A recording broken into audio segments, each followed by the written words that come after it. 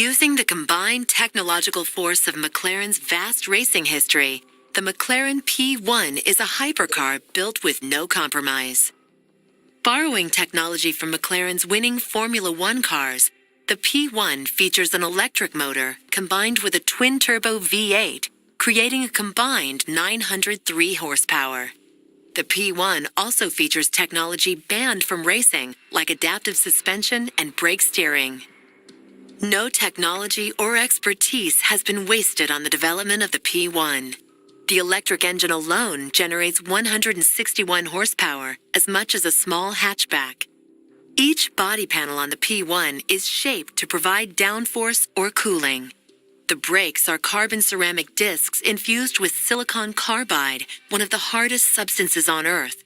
Technology developed for the space program to dissipate heat upon re-entry into the atmosphere. The P1 is a true exclusive. Only 375 will be built.